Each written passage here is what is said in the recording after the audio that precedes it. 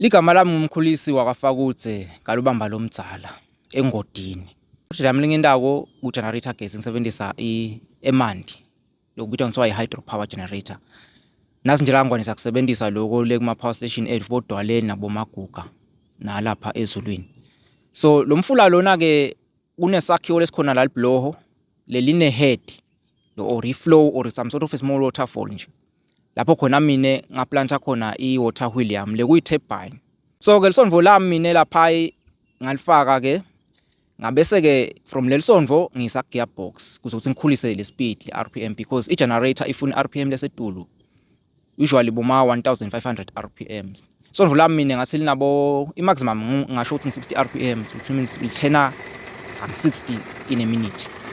But ngalana sifuna le mfethu itheneka ngi-1500 plus in a minute. So ngasebenzisa-ke gearbox one gear ratio ya 1:50. Sho isonvo lami lispine kanye ngale ngalana gearbox ekuhambe ka-50. So that's how I achieved lo 1500 plus RPM. Then-ke bese ngithatha-ke leyo mechanical power from the gearbox sengifaka ku-generator. I-generator is just simple thing nje ukuthi uspine i-magnet, uspine ekhathi kuma-coils, kuma-windings. Then the interaction of the magnetic field nalawo ma-coils bese ku-induseka gesi-ke. Bathini electromagnetic induction le ndlela yakhona kwenta ngayo lapha. Okay, lapho-ke angizange-ke ngakha ngisebenzisa into that existako. For example, ngingathatha nje imoto ngiyimodify le rotor yayo ngifake ama-magnets noma ngisebenzisa i-induction motor ngisebenzisa ama-capacitor lokunye lengathi mangachaza ngabe sekuba kuthi but nje ilapho-ke. Okay, ngifuna ukuva ukuthi ngabe ungathini-ke ngivilele ukuthi uyakhala ukuthi bake bakuntshontshelane imoto yakho. Ukuthatha nje le takhamuthi ukuthi ti-understand-ele ukuthi lokwentako ngalinye langa kungaba i-solution kube nagesi nalandzaweni bangabhadali kanti ukuba ukuthi bangakuntshontshela. Liqiniso lithi simo lesi-drive abantu ukuthi bente tintfo. Nabo ba-understand ukuthi athi lemvo leni ngaba lisito. But nje simo sempilo uyabona ukuthi khanza ukuthi umuntu ufuna kwenta info tsite ngale mvo ukuze akhone kuphila. Le generation lena nje bayimixa ka scrapyard. So uyabona ukuthi ngilaba babo makhopa so. Umango awe and kule customer namuhla sesi-civilized. Umuntu nje uyabona ukuthi i-project lena lemvo la sigangena kalahlo. Bantu bemango ngiyabaqala bangathi banenhloso ukuthi bafuna kuganga nani. Yebo bakhona labo laphoqelelwa ngileto timo khanze ukuthi sebayeba bayothengisa. Ngacela nje kulabo ukuthi awu bathandekayo mane nibone nje ukuthi yathi nami lo timfo loku ngutfole likhuni lokunje sebakuthethe nje lokwaqala ngathi ukuthi ngakuthola lo lokunye. Noma sekufuna ngakhe lokunye ufuna ngispende imali lekude kwananato. So ngacela nje ukuthi awu bathandekayo mane nibuye ngaleno nami ngifana nje ngani kunami nje ngabe mhlambe ngiyokweba lamakhopha ngithengise but ke ngenxa yokuqonza ukuthi ke phela kunalo ku right naloku wrong bese ngithi angizame indlela lengiyo ke lefana nje ngayo nale.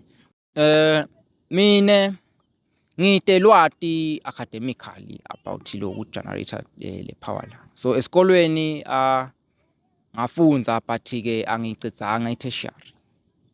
And ngangimajorishe ka computer science. So lwati nginalo angifuni uqala emanga ngoba lenkunakile ngekufunza lokho okuncane ukuthi kahle ukudzingakayo ngilokuthi ube aware ukuthi lwati ungali-acquire. So I can acquire any knowledge. No afuna ngakhe nuclear reactor ngayakha give me resources.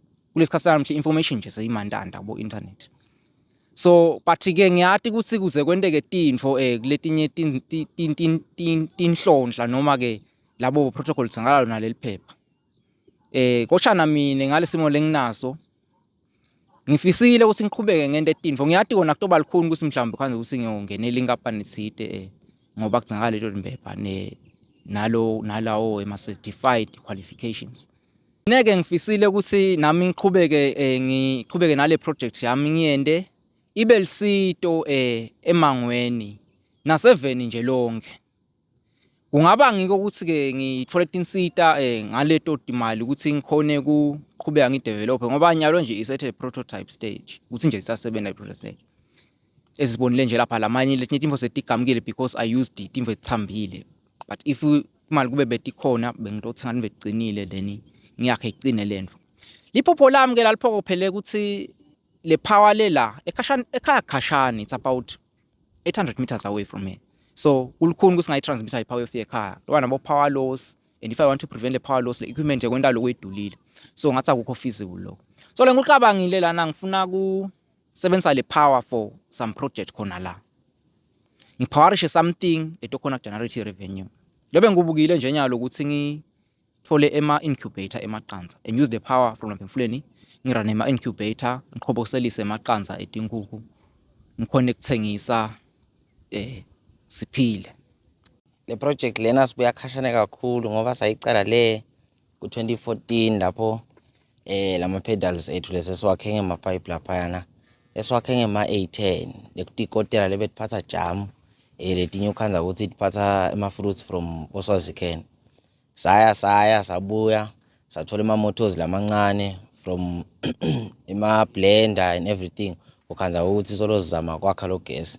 Kodwa-ke nyalo sesiqhubekile sesifike lana last decide khona ukuthi no asisebenze eMandi ngoba there is free energy there.